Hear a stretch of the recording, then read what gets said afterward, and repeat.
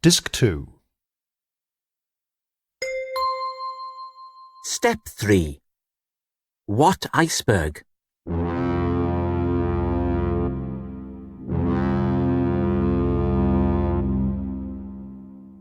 Death on denial. Facing the facts of failure. I don't want to know. John Martin, I don't want to know. I don't want to talk about it. Rod Stewart, I don't want to talk about it. Don't. Elvis Presley, don't. In his book, How to Mend Your Broken Heart, Bantam Press, $7.99, Paul McKenna writes, "The Buddhists say that our hearts are meant to be broken because that is how they open. From that point of view, it would be a great sadness to get through life without having your heart broken at least once." I think this is a bit harsh, saying that you can only open something by breaking it. What about Tupperware? Please be clear on this. I'm not having a go at Paul McKenna. I'm not having a go at Tupperware. I'm having a go at the Buddhists. I would never have a go at Mr. McKenna. I'm a big fan of his, and I remember sitting glued to my TV with my heart in my mouth as he sat suspended over the Thames in his Perspex box. The problem with Paul McKenna's advice is a very simple one in my view, and it is this. It comes from Paul McKenna. Do you see? Paul McKenna is a celebrity, and as such is not subject to the emotional ups and downs, insecurities and uncertainties that can plague ordinary people like you and me. His is a high-octane life, lived at a breakneck pace. Witness his brilliant performance in the star in a reasonably priced car feature on BBC Two's Top Gear. Oh, it bears little or no relation to the more humdrum existence enjoyed by you or I. Whereas you or I, when we wake up in the morning, might think, what'll it be, cornflakes or Weetabix? Paul is more likely to pad about his shag pile carpet, wondering whether to call J.K. from Jamiroquai, Paul Young, or indeed Jeremy Clarkson, and invite them round for breakfast on his roof terrace. It's that kind of life, one of excess and indulgence. And yet, as I listen back to those words, I'm not so sure. Maybe he's right. Maybe the Buddhists are right. Maybe Paul McKenna is a Buddhist. I must stress I don't know if he is. That's his private business, and it should remain so until he decides to go public. Probably in the form of a book entitled How to Become a Buddhist in 7 Days. I must say that if he does put his remarkable mind to it and takes the plunge, it wouldn't surprise me. And let's face it, he's halfway there already, with his trendy, close-cropped hairstyle. In all honesty, and I'm sure he wouldn't mind me saying so, that's more the result of our old friend MPB, male pattern baldness, than any higher level of spiritual enlightenment. And anyway, why would Paul want to look like Buddha? For all that people harp on about it being the route to eternal wisdom, you'd have to say that Buddha himself is more than a little overweight. I don't know whether they have the facilities for cholesterol and fat ratio testing in the backwaters of Tibet, but if they did, there'd be a nasty shock in store for the CEO of the Buddhist faith. Of course, one of the first things any qualified medical practitioner would recommend would be a less stressful, more placid lifestyle. Oh, try telling that to Buddha. His jolly face would redden with rage, and then, like a very fat Mike Reed from EastEnders, he'd probably say, "You're having a laugh." And quite right too. So no, Paul McKenna is not a Buddha. But he is a mystical man, and he does have undeniable powers of the mind. Try saying otherwise to the literally hundreds of people who enjoy his regular tours of the UK with his hypnotic show. On the night I went, he had a capacity crowd at the Beck's Theatre in Hayes in the palm of his hand. Bravo! Encore! He's a very mystical man, and if I had to liken him to any great spiritual leader, it would be the Dalai Lama. Albeit a Gucci-clad, healthier-looking Dalai Lama with a voice that could sell sand to the Arabs. Or at the very least, Kenko coffee to housewives in a mid-morning ad break on a British commercial radio station like Heart or Classic FM. An act of faith. So let's go with Paul and those crazy Buddhists for a moment. Let's put our naturally cautious, wary nature to one side and give them their head and explore what they have to say, because when you think about it, it does make sense. The Buddhists say that our hearts are meant to be broken, because that is how they open. From that point of view, it would be a great sadness to get through life without having your heart broken at least once. Yes, I like it. I really do. Isn't that what we all want to do? To open our hearts? As long ago as 1986, Madonna was imploring us to do just that, with her catchy, infectious song of the same name. Open your heart. Madonna is, of course, one of the world's most celebrated spiritual people, living in the eye of a hurricane, with pop madness going on all around her in a heady whirl. She nonetheless manages to find 20 minutes every day for her yoga. It is this yoga, combined with her new religion, Kabbalah, that has helped her grow as a person, and particularly as an artist. From singer to actress, and more recently to author, just like spicy Jerry Halliwell, she conquers each new challenge with ease.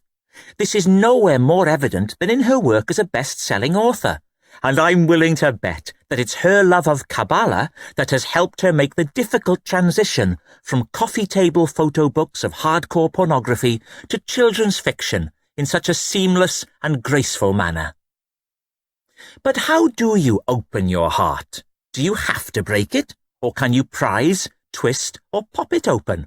It's no good asking Madonna. She's too busy to answer. Allow me to have a crack at it. Well, I suppose it's different for every couple. As the saying goes, there's more than one way to skin a dead cat. Certainly, if you and your partner view your relationship as a dead cat, then even a layman would say you're on shaky ground to begin with, and that your desire to skin it will only add to the upset. However, the saying still stands as an analogy inasmuch as it says that there is more than one way to open your heart and let the love in. Each couple will want to find a way that's right for them.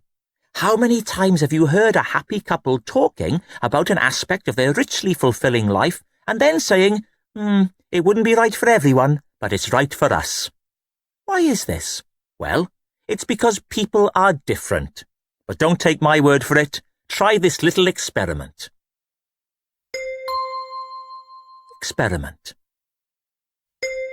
Get up from the chair you're sitting in and take a walk down your street. Look at the houses as you pass them, paying close attention to the doors. Now, look beyond the structure of the doors and concentrate instead on their colour or hue. Allow your eye to examine every inch of the door, its frame, its body, its letterbox, its knocker.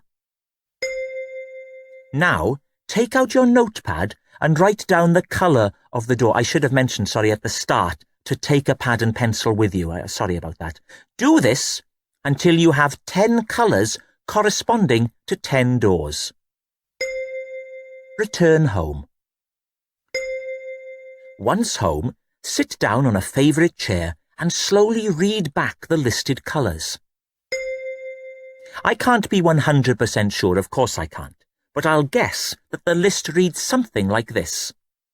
Black, green, black, red, blue, black, green, purple, red, brown or natural.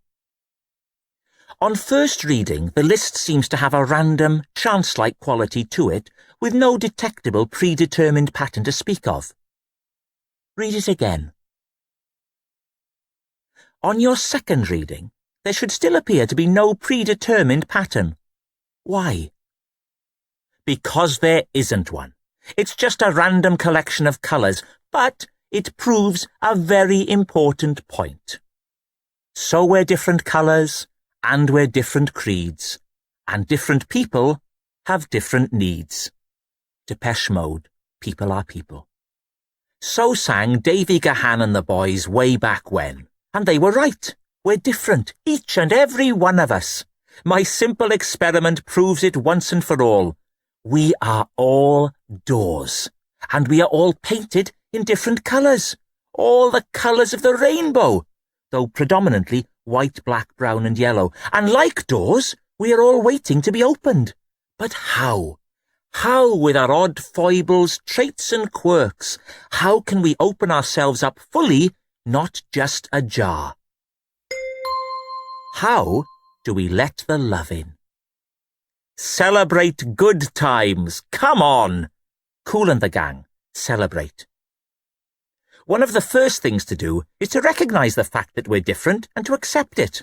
All right, I'll go further than that. I'll go out on a limb. We should celebrate our differences. So you've got a wonky nose. So what? So you stammer when you talk. So what? So you don't like cheese. Who cares? It's these little differences that make us special. When I was at school, there was a boy in the year above me, Mark Thomas, who had a peculiar way of talking. Because of the way his teeth were aligned, every time he spoke an S sound, he made a whistling noise. Speech therapists would tell you that this is called a sibilant S, and indeed it is.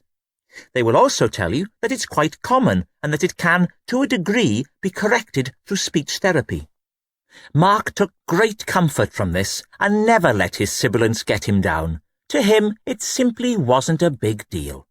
However, to some of the other, bigger boys in his year, it was a big deal, and they bullied him mercilessly, making his school life a living hell.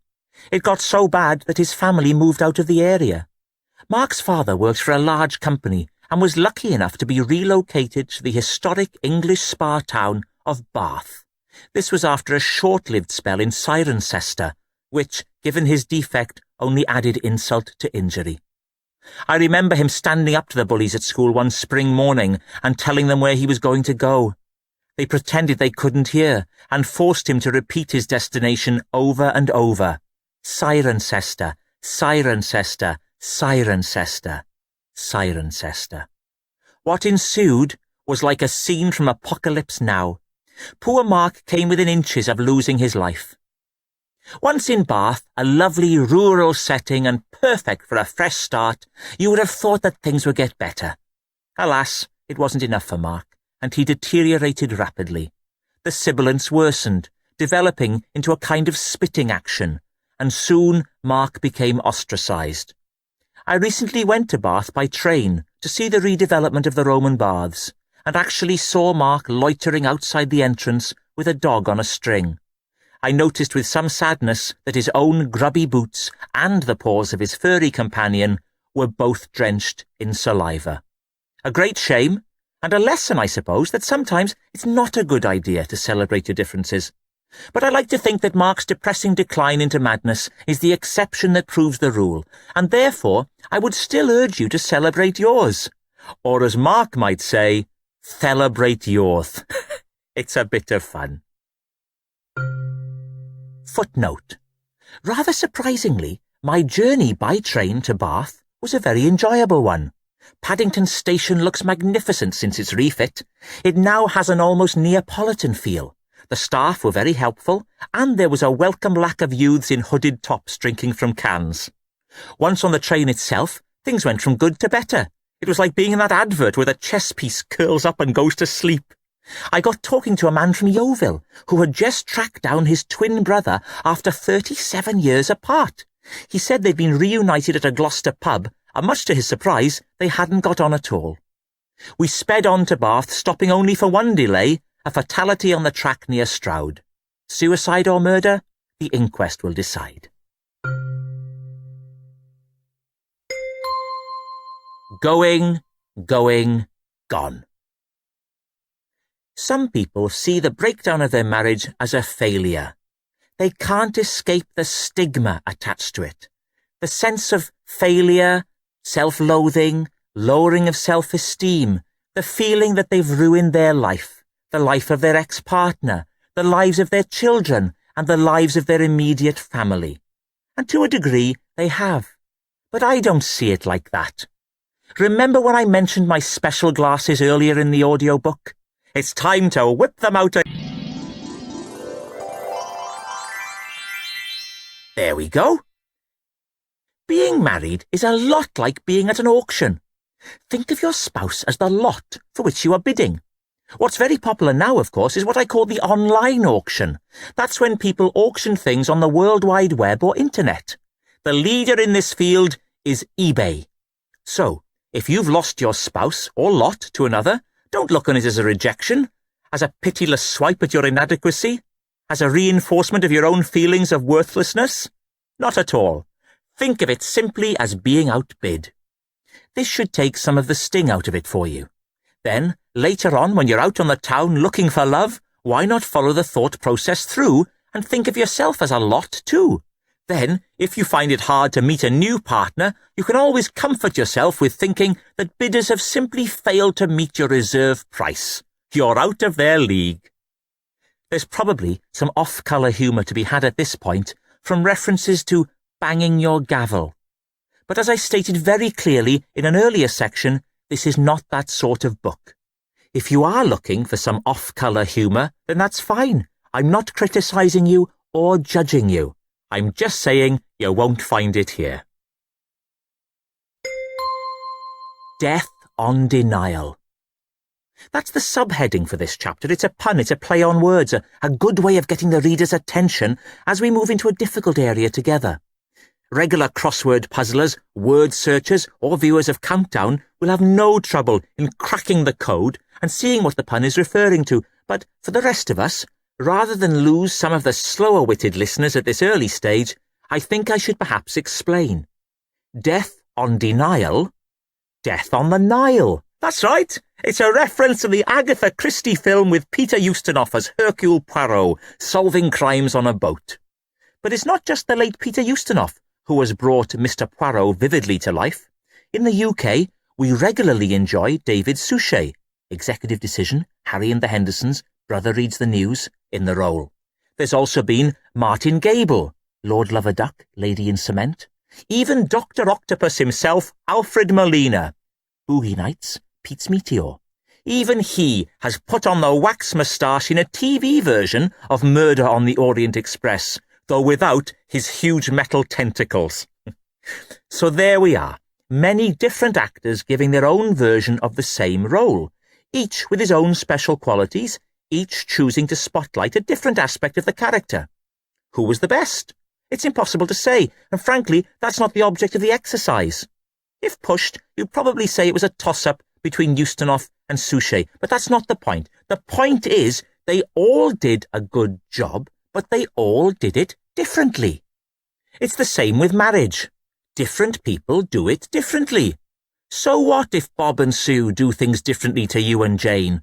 Who cares? It doesn't matter. Where it does matter is when the differences are not between different couples, but between different people within the same marriage. Then you've got problems. Then we come back to my subheading, Death on Denial. What do you mean by that, Keith? Why do you keep ranting on about Hercule Poirot? All right, let me explain. Number one, you should know that by now I always explain my methods. Number two, I'm not ranting. I'm reincorporating an earlier example, using repetition as a learning tool. Poirot is a universally known character, beloved the world over. He's a common denominator, used here as a tool to bring readers together. If you can think of a better one, then fine, go ahead and use it. Write your own book. It's not as easy as it looks. Just getting this far has been really hard. Denial. It's a popular word nowadays. What does it mean? The dictionary I consulted offers several definitions. I think definition 4 serves our purposes best. A state of mind marked by a refusal or an inability to recognise and deal with a serious personal problem. Bingo! Footnote. Bingo is not the serious personal problem referred to in the dictionary definition. Certainly if played to excess, it could conceivably interfere with a person's day-to-day life, but as far as the author is aware, there are no recorded cases of addiction. Bear in mind, though, that bingo is in essence gambling, and of course gambling can be highly addictive. Viewed in this light, bingo can be seen as the tip of the iceberg, and readers are therefore recommended to approach it with the utmost caution.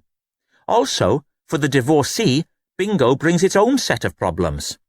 The traditional shouting of the word house at the end of a game can be particularly upsetting and should be replaced by bedsit, flat, or Dave's spare room.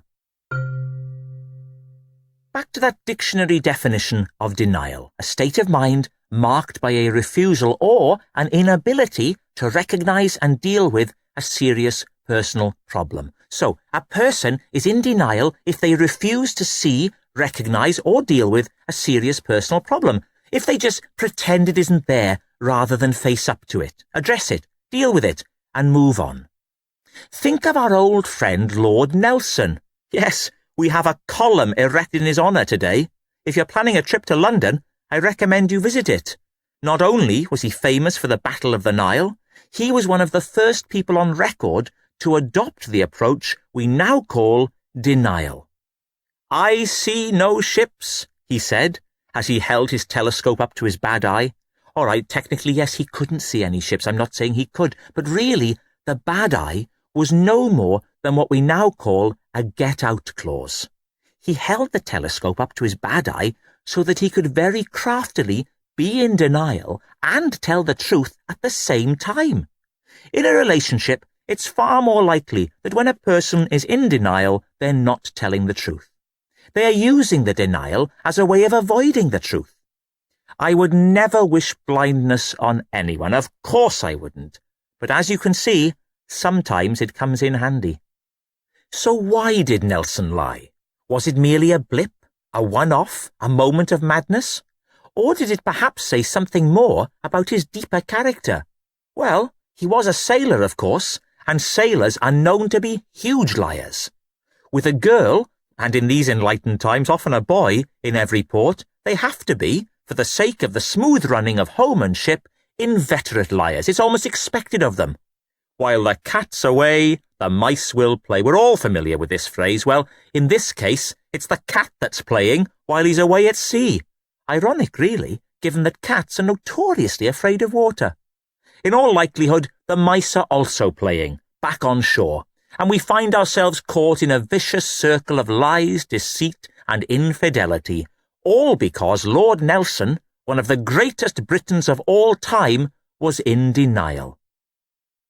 What on earth has this got to do with my feelings of despondency, worthlessness, and heartache, Keith? OK, that's a fair question, and it deserves a fair answer. Let's try a little experiment. Put on your special imaginary glasses. There we are. Listen again to my account of Lord Nelson and his telescope. Picture yourself as Lord Nelson. Instead of ships, imagine that you're looking for troubles on the horizon of your relationship. Instead of a dicky eye, imagine that you're just pretending that you can't see any troubles. Now, carry on sailing. Look out, there's cannonballs exploding all around you. That's right, you're sunk. There. Do you get my point? Just like Lord Nelson, you're not facing up to the truth. In your case, it's not the lives of hundreds of men that are at risk, and the odd woman. Films of the time often depict a young tomboyish stowaway desperate to muck in with the men. She usually falls in love with one of them and then gets killed at the end. No, you're not risking the lives of hundreds of men, you're risking your marriage. And rather than face up to the fact that things aren't well at home, you're sailing on regardless. It's a futile action, and typical of proud men who would rather pretend that everything's all right than admit there might be something wrong. So come on, look at your relationship and see if you can find any problems. If you're not currently in a relationship, and the chances are you're not, or you'd be listening to a Grisham rather than a Barrett, then think back to the glory days. Pore over the past, rake it up, and see if you can see where you went wrong. It's well worth doing. People say you shouldn't dwell on the past, but I think it's a wonderful way of opening up your emotions. After all, without a past, there can be no future. Added to this, we all feel better after a good cry. For the sake of the audiobook, let's pretend that you are in a relationship. That's right, you, in a relationship. Oh, it sounds crazy, doesn't it? But it's not. It's excellent. It's Nirvana. The state of mind, not the pop group. If your relationship was like the Nirvana pop group, it would be an awfully untidy thing where neither one of you could be bothered to make the bed. You're living the dream that we all share. You're in a relationship. But wait, is everything as it seems? Are you really skating hand in hand on the temporary ice rink at Somerset House like John Cusack and the lovely Kate Beckinsale in that smashing video Serendipity? Or are you stomping your feet carelessly on very thin, brittle ice in the middle of a freezing lake somewhere in the deep south, like a special Christmas edition of Deliverance? Exactly. Things are often not as they seem. There must have been hundreds of men who thought they were doing fine in their relationship, only to have the wool pulled over their eyes and the rug pulled from under their feet by the unhappy woman they thought was going to grow old with them. These men came a cropper because, like Lord Nelson, they refused to see the ships of discontent as they loomed on the horizon. So what can we do? How can we hold our telescopes up to our good eyes and navigate around the enemy ships using only one hand? I don't know, but if you can pull it off, your lady will think you're the bee's knees. I'm joking, of course I am. I do know how, and I'm going to share that information with you right now. Trouble at mill. How to spot when things aren't right. As Sir Cliff said, we don't talk anymore. As always, he was right. In my experience, when it comes to understanding what makes a relationship tick, you have to go a long way to better Sir Cliff. The Sound of Silence may have bought Art Garfunkel millions of dollars in songwriting fees, but in a relationship, The Sound of Silence is deadly.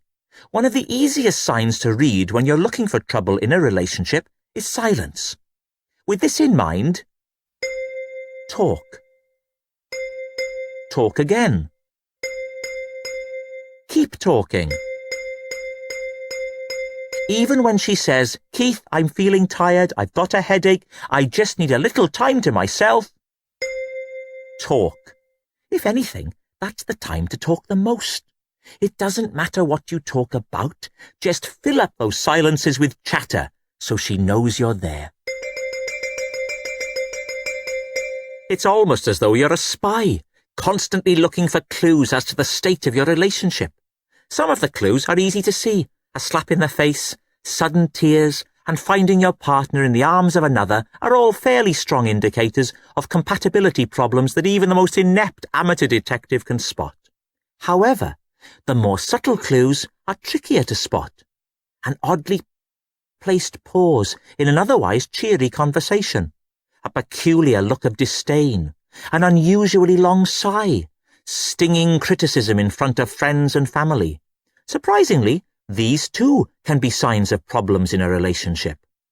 At the same time, of course, they can also be just part and parcel of the day-to-day hustle and bustle. The oddly placed pause can just as easily be a pause for thought as your loved one's heart skips a beat as it can a pause to think, "What the hell am I doing with him?" The look of disdain can often be a simple reflex action caused by trapped wind. Ditto the long sigh. The stinging criticism in front of friends and family is never nice, though, I must admit. But the other three, how can you accurately tell the feelings behind the actions? Well, come on, Keith, how can you? All right, I'm going to answer that question with 3 very important words. Words that I want you to remember. Words that form the cornerstone of what this audiobook is all about. Words that I use again and again and again and again. And that hopefully, when you've listened to this recording, you will too. Here they are. I don't know. There we are. 3 of the simplest words in the English language, coming together to form a vital phrase or saying to see you through the rocky path of life. These are words that will come to be like a security blanket to you as you navigate your way through the relationship maze. I don't know. I don't know. Try it now. Say it to yourself under your breath. I don't know. I don't know. I don't know. Once you allow these words to be your Bible, you will find a far greater sense of ease in so many areas. Does this dress look good on me? I don't know. What shall we do tonight? I don't know. Have you emptied the dishwasher? I don't know. What the hell are you talking about? I don't know. I don't know. I don't know. I've left a space before the last two for you to insert some of the questions that mean the most to you. Take time to think of them, then rewind the tape and say them out loud to yourself. First thing in the morning, in the middle of the day, and at the end of the day, before you go to bed. Try it for a week or so. See how you feel. If you feel comfortable and ready, and I must stress, only if you feel comfortable and ready, then you might want to move up to the next level, what I call level 2. At level 2, I've taken the 3 words forward to construct a small poem, mantra, or chant. Here we go. We're back in Paul McKenna territory. Sleep. Which I think, if anything, is even more comforting than the question and answer arrangement. If you're one of those people who found poetry very difficult at school, don't worry. Mine is awfully simple. Here we go. Don't I know? No, I don't. I don't know. It's a zinger, isn't it? Please feel free to use that poem on a daily basis. Chant it quietly under your breath as you stroll down the high street, hop on the bus, or listen to your partner's list of complaints. And then, when the time is right, produce the final line as an end to all discussion or argument. So, what have we learnt in step 3? Probably the most important lesson I've wanted to pass on is that denial is a terrible thing and to be avoided at all costs. It stops you from being in touch with your real emotions, cuts you off from true feeling, and creates an invisible barrier between you and your loved one. But if those true emotions are just too painful to deal with, we can always turn to our mantra for help. I don't know. Now I know. There are as many different ways of making a successful marriage as there are colours of doors. Our differences make us special. They can sometimes cause us pain. David Suchet and John Suchet are brothers. Viewing your relationship as a dead cat is unhealthy. Paul McKenna is a mystical man. End of step 3. Step 4. Share the blame, share the shame. Blame it on the sun. Stevie Wonder, blame it on the sun. Blame it on Rio. Michael Caine, blame it on Rio. It wasn't me. Shaggy featuring Rick Rock, it wasn't me. We live in an age of blame. Whose fault is it? That's a question we hear more and more. Everyone is unhappy with his or her lot, and so they want to blame someone. Some blame the government. Some even blame their parents. Michael Jackson, of course, once saw fit to blame it on the boogie. It's interesting to note that during his recent troubles, he seems to have changed horses midstream and focused his attention on the media, saying they were to blame, with no mention being made of the boogie, which appears to have got away scot-free, along with the sunshine, the moonlight, and the good times, who had all, at some point, felt the full glare of the finger of Michael's suspicion.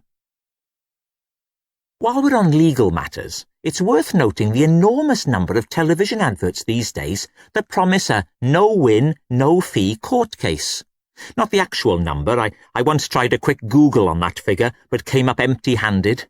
Admittedly, the computer I was using, owned by Hounslow Council and part of its library services, had its parental controls option ticked in system preferences, so that may have had some bearing on the rather limited outcome.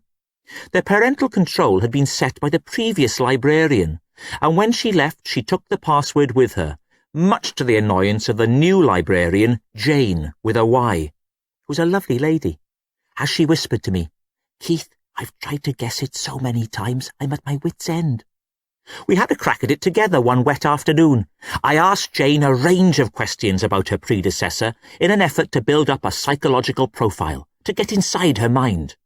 Her name, I quickly discovered, was Ruth Cooper, née Slate, a happily married Taurian originally from Totnes in Devon, who had left the library on retirement when she and her husband David moved lock, stock and barrel that was a smashing video. I look forward to his next one, to Cyprus for his legs, Over the course of the afternoon, I was to learn a lot more about Ruth and David, but nothing that I felt could unlock the password. Until quite by chance, an elderly lady came to the desk to take out a copy of The Silent World of Nicholas Quinn by Colin Dexter. That's right, one of the Inspector Morse series. And Jane remarked that Ruth had been a huge fan of Inspector Morse. Eureka! I pointed out that people often base their passwords around their favourite things. So with no time to spare, we spent a few hours trying various Morse-related words. We started with Morse. No luck. Inspector. Ditto. Lewis. No. Jaguar. The car, not the animal, but again nothing. Undeterred, I continued to rack my brain, and then it came to me. A password is a secret. What was Inspector Morse's secret? That's right, his Christian name, Endeavour. Do you remember? We could barely type straight with excitement. Slowly, and with huge grins across our faces, I tapped out the letters. E, N, D, E, A, V, O, U, R. Nothing. But I refused to look defeat in the face. I had one further trick up my sleeve. I went back and re-entered all the letters, but this time in lower case. Again, nothing. To say that this broke our spirit would be accurate. We tried a few more. Thor, Waitley, repeat. But it was no use, so we admitted defeat. I could see how much this upset Jane. She had told me in previous chats that she sometimes suffered from depression. Nothing too heavy, just a general down in the dumps, no point in getting out of bed, why are we all here kind of thing. Although, by her own admission, she had been hospitalised in the mid-90s. Actually, I say by her own admission, inasmuch as she told me this of her own free will. Funnily enough, the hospitalisation itself was quite the opposite. Keith, they had to drag me kicking and screaming, she'd quietly told me one February morning. It was a dreadful affair, and in all honesty, when the subject comes up these days, I try to distract her. So sensing that we might be strolling down memory lane, I quickly grabbed the nearest book to hand and presented it to her, with my ticket on top, ready to borrow, so that she might feel that she had a purpose in life. It was lying face down, a big, hefty old book, hardback, which I calculated to probably be an historical work, possibly on Hitler, or maybe Nazis in general. Jane says they fly off the shelves. Imagine my surprise when I turned it over and found it to be a biography of the Bee Gees. It was huge. In many ways, it seemed too big for a pop biography. But I suppose when you think about it, it's actually 3 biographies in one for each brother. Saying that, the author devotes a surprising amount of time to Andy Gibb, the 4th Bee Gee, so that can't help. I don't mean to be cruel in saying a surprising amount of time, it's just that I hadn't realised how big Andy was. Like most of us, I'd never really seen beyond Barry, Robin and Morris. But Andy was very big in America. He went out with Victoria Principal from Dallas and was in the stage show of The Pirates of Penzance long before the film with Johnny Depp and Gareth from The Office. The book itself is exhaustive, meticulously researched, and in terms of punctuation, faultless.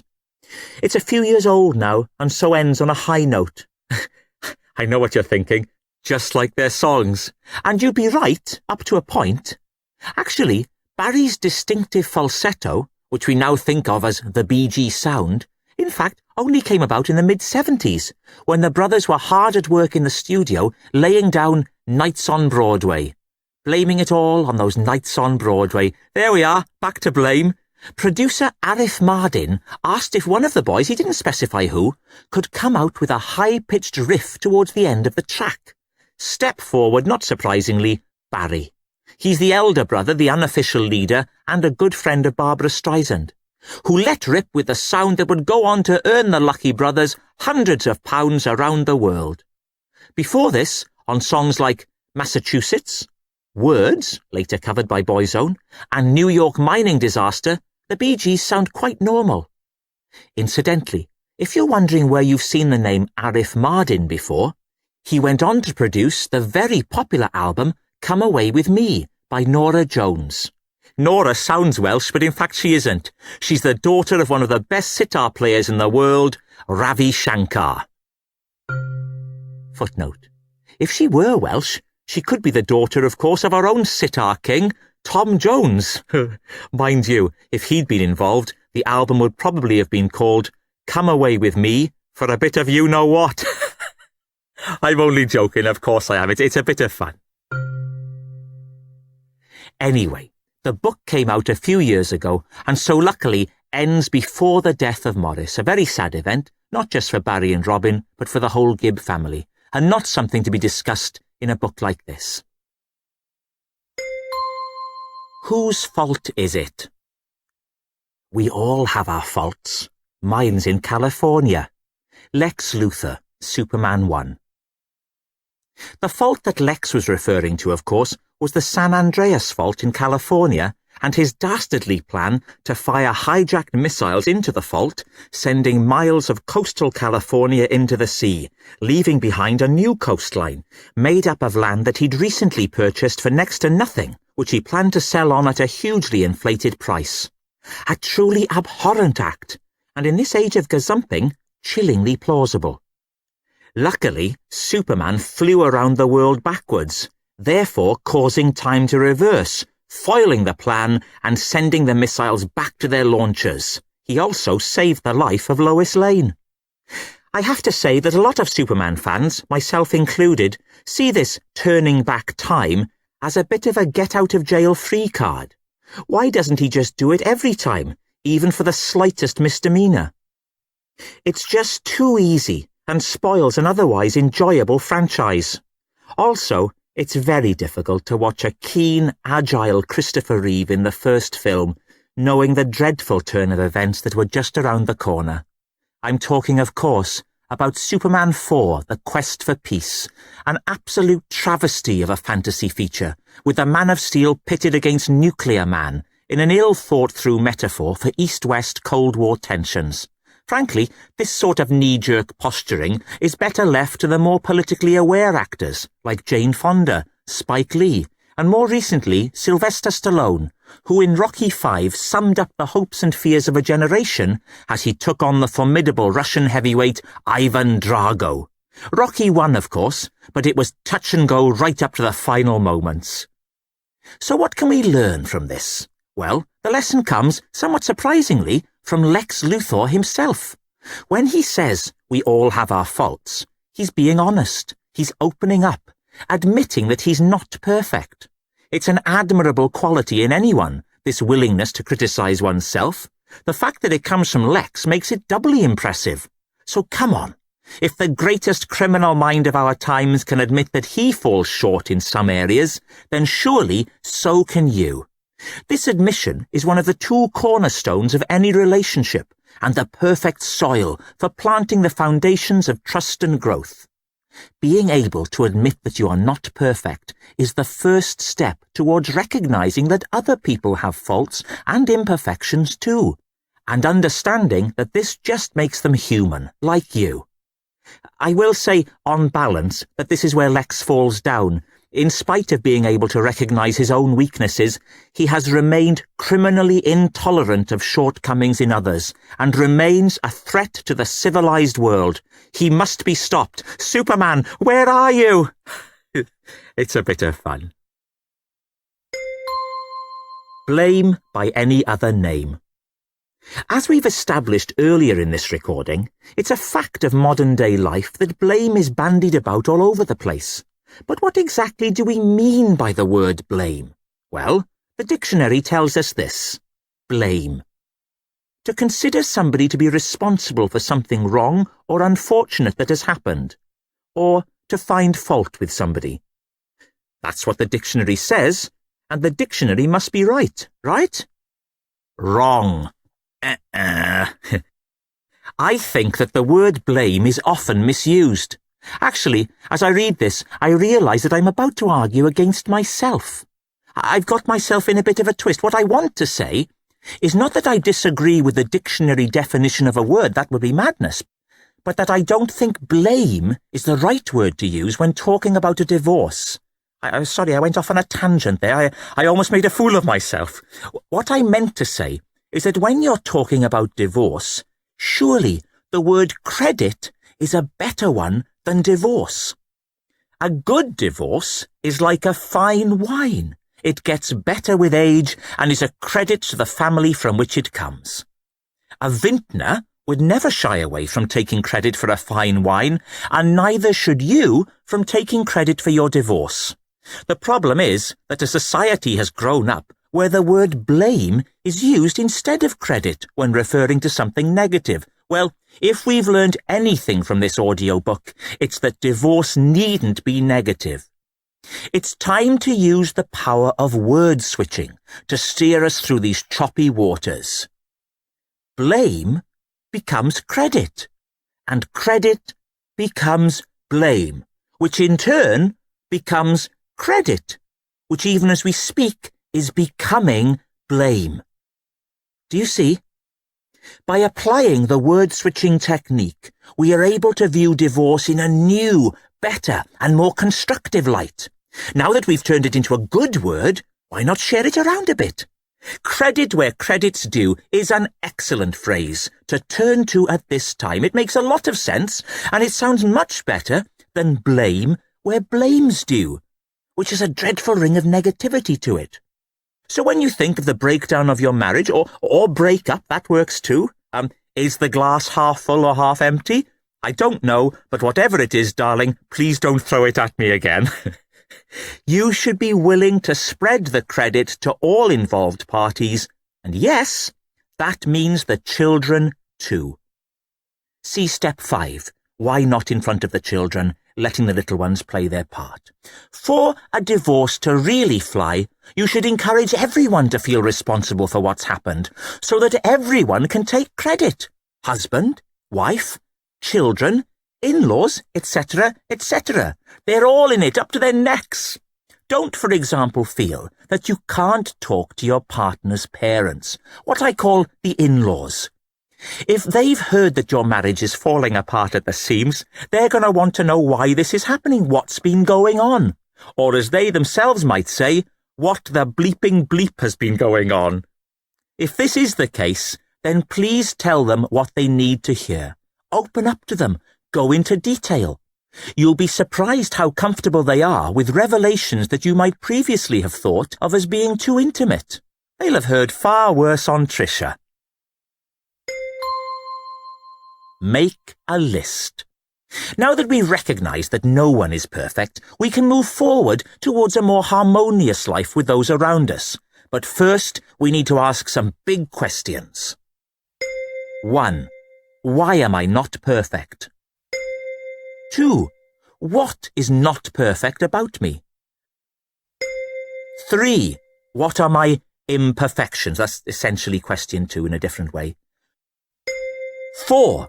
Can I perfect my imperfections? These questions are all variations on a theme, and essentially they ask the same single question, what are my imperfections? I've stretched them out into 4 separate questions to show how important it is to make lists. Lists can be a great help to us in this modern world, where life flies by at a terrific pace. They're nature's pauses, a chance to slow down.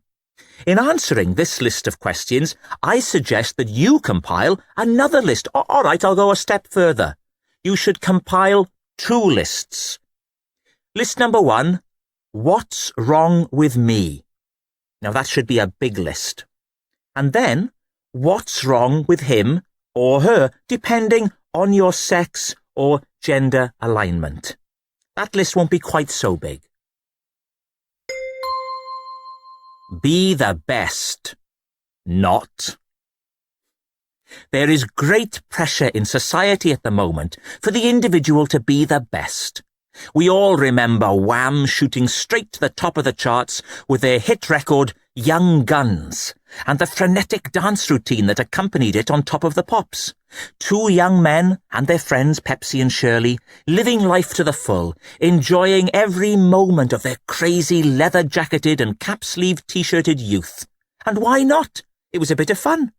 How many of us, though, Remember the title of that song in full. Not just Young Guns, but Young Guns, Go For It. Go for it. It's a potent piece of lingo. But what exactly does it mean? Go for what? Well, I think what they're saying is go for the top of the heap, the big cheese, numero uno. Well, that's all well and good. But the thing is, there's only room for one at the top. So what happens to all the rest? Must they all be considered losers? In a way, yes, they must. In the sense of facing up to the fact that they didn't quite make it to the top. There's no getting away from it.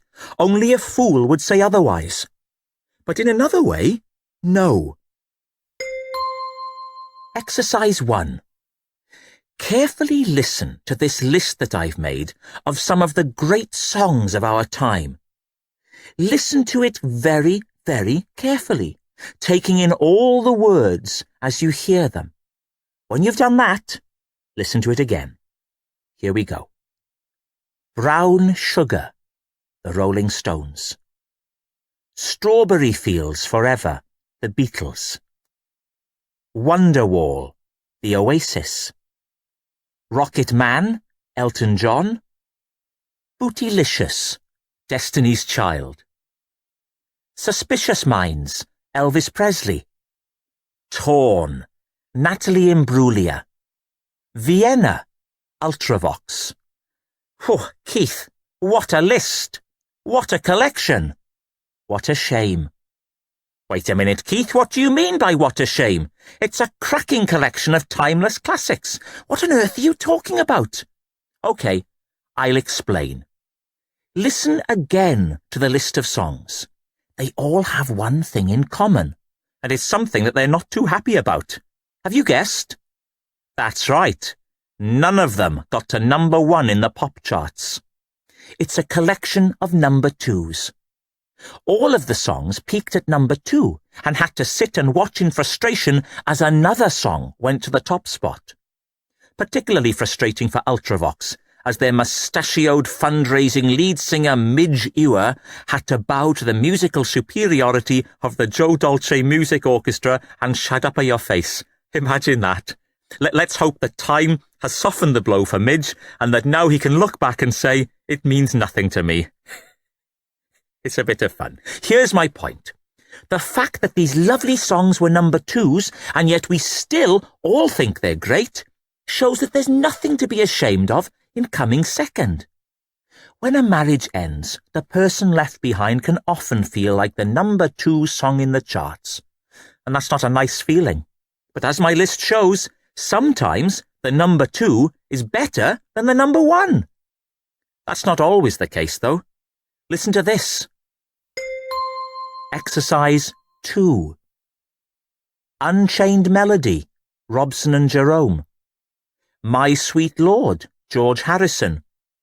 I Don't Want to Talk About It, Rod Stewart. All of these songs were number 1s. Here are the songs that they held off the top spot. Common People, Pulp. Get the Party Started, Pink. God Save the Queen, the Sex Pistols. Now here we can see that sometimes a number 1 is a number 1 for a good reason. It's a better song.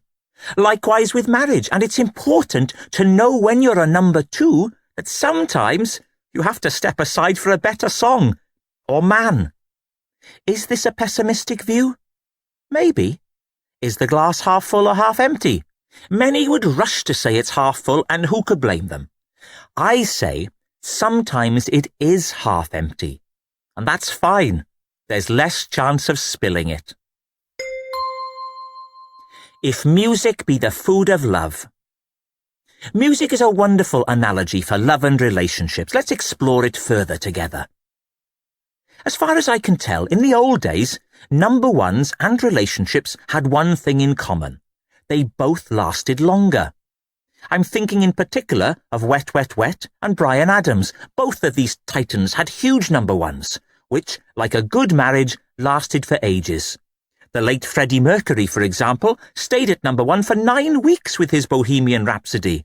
In marriage terms, this can't be far off a ruby wedding.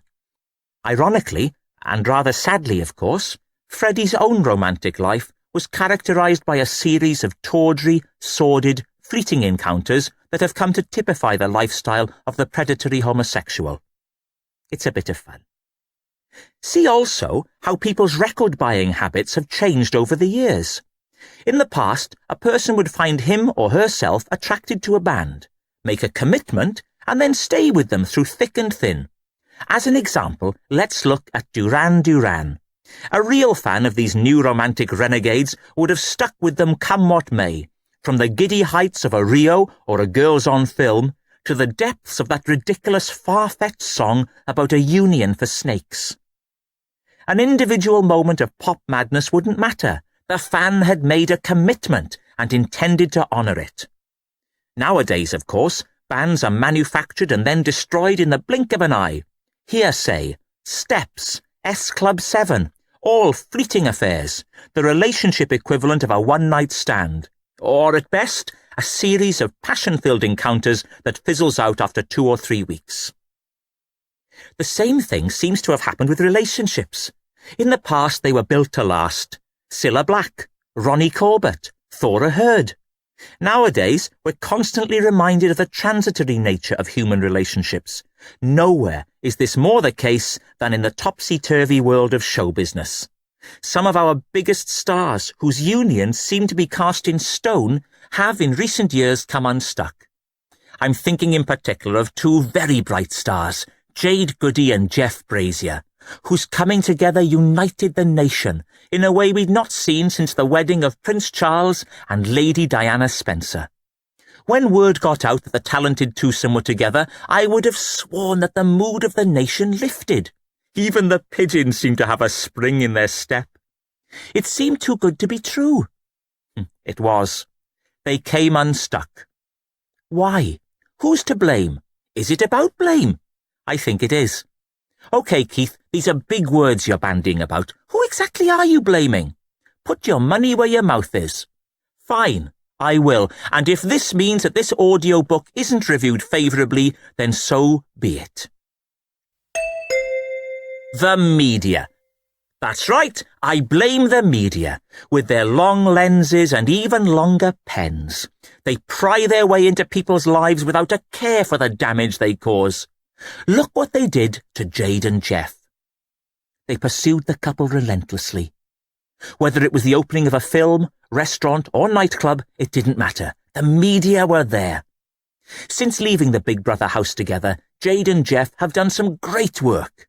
The exercise video, celebrity wife swap, the list goes on. But it wasn't enough for the media. They wouldn't focus on the work. Why, oh why not? Like velociraptors in Jurassic Park or Jurassic Park 2, by which time the scaly predators had, if anything, become even more vindictive, they, the media, stalked our couple mercilessly. Constantly probed and undermined, there was only one way the relationship could go. Split. Geoff and Jade lose out. Their families lose out. We, the public, lose out. Celebrity wife swap too? Yes, please. Sorry, no. Who wins? The media. So what have we learnt in step 4?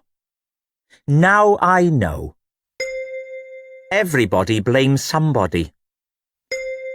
A good divorce is like a fine wine. Admitting you're not perfect is okay. Strawberry Fields Forever didn't get to number 1. End of step 4. End of disc 2.